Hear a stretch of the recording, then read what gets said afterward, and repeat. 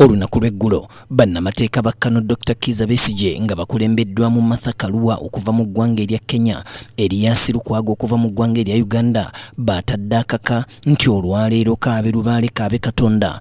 Kooti olwaleero erina okukwata omuliro ng'omuntu waabwe akomezebwawo. Ttiimu eno gye mulaba ne Martha Karua, Emiliana n'abalala abagenda okweyongerako obumalirivu bwe tulina mu bulinde enkya mu General Court Martial. Naffe olwaleero enkoko tugikutte mumwa ne twessa mu ddene yogayoga nga tuli ku kkooti y'amagye Makindye era bannamateeka oluvudde mu mmotoka enduulu neeraya okuva mu bawagizi ba Besigye ababadde basibiddwa wabweru nga tebakkiriziddwa kuyingira nga bwe bayimba ennyimba ez'oluleekereeke.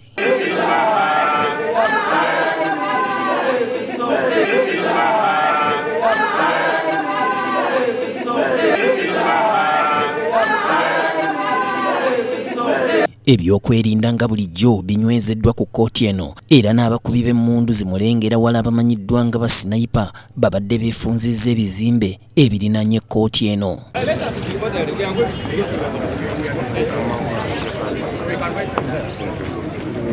Oluvannyuma lw'okwazibwa kwa bannamateeka bano abazze mu bungi beevumbye akafubo oluvannyuma lw'ekiragiro nti beerondemu bannamateeka ab'enkizo 7 oba 10 bokka be babeera bayingira ekizimbe ekya kkooti okuwolereza omuntu waabwe ekintu kye baganye.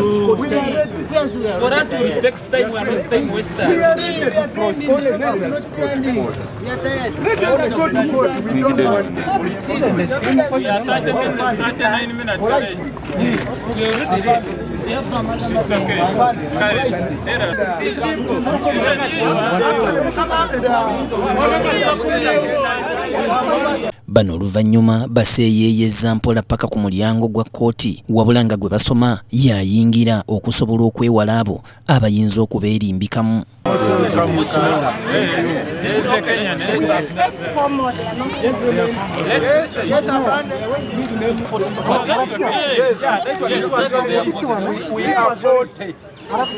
We are 40 lawyers here. Have this list. Someone is kindly have this list of 40. Someone joining us right now. Please. Who's there? Yes.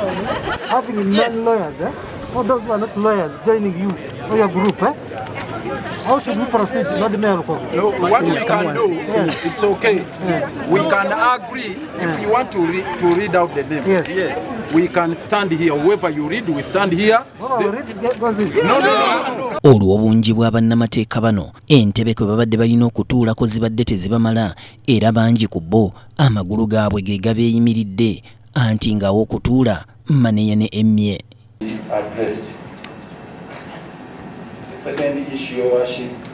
Mu kaseera mpawe kaaga Besigye n'Obedi Lutale bayingiziddwa akaguli ka kkooti ebadde ekubyeko obugule omubadde bannabyabufuzi ababaka ba paalamenti ab'eŋŋanda abako n'ab'emikwano.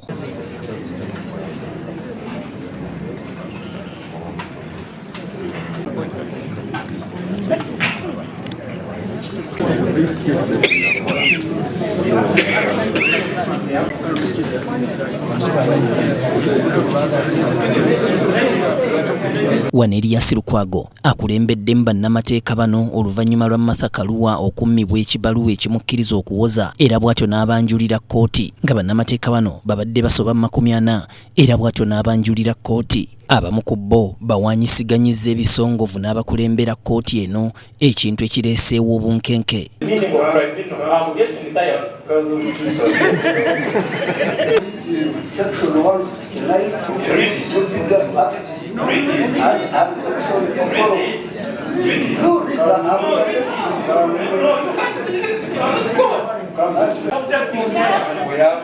A ruling which I please stop taking us on a wayward quest of self-erosion.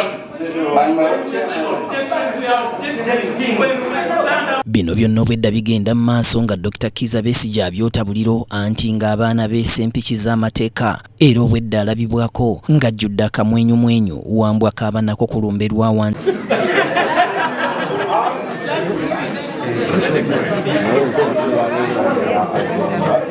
ensonga y'okugaanibwa kwa bannamateeka okuva e Bunaayira okwetaba mu musango guno erinnya enkandago era ne bategeeza nti tebasobola kweyongerayo okutuusa nga mukama waabwe Dr. Besigye abawadde omukulembeze omulala. So we have no instructions to proceed in respect of the substance of this matter until when our defense team is fully constituted, Mr. Chairman.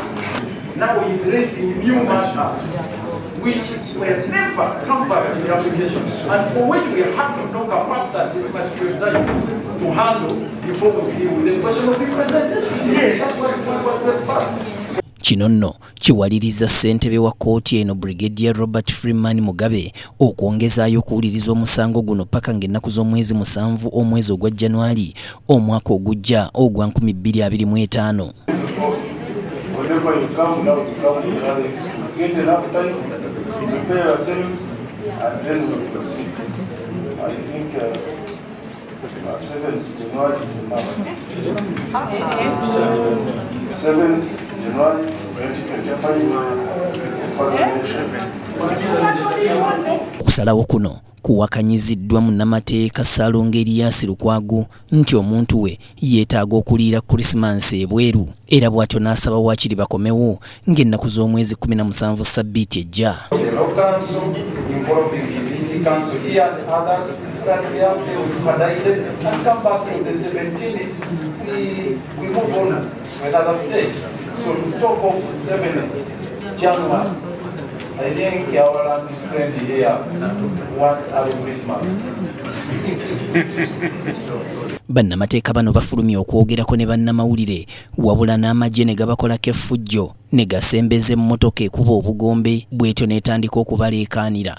Now, you have witnessed for yourself for the longest time when we started this press conference, a military police vehicle standing here with the siren on to obstruct. It has now moved away. You can see it has not gone anywhere. It is now neatly parked. Why couldn't they park to give us silence before? Kinajjukirwa nti Besigye yawambibwa amagye ga Uganda mu ggwanga erya Kenya n'akomezebwawo okwabo bwe ng'avunaanibwa emisango egy'okusangibwa n'emmundu eza basitoola eziwerera ddala 2 ko n'okunoonya obuvujjirizi obwagala okumaamulako gavumenti. Kavuma Ibrahim, BTM TV Community Report.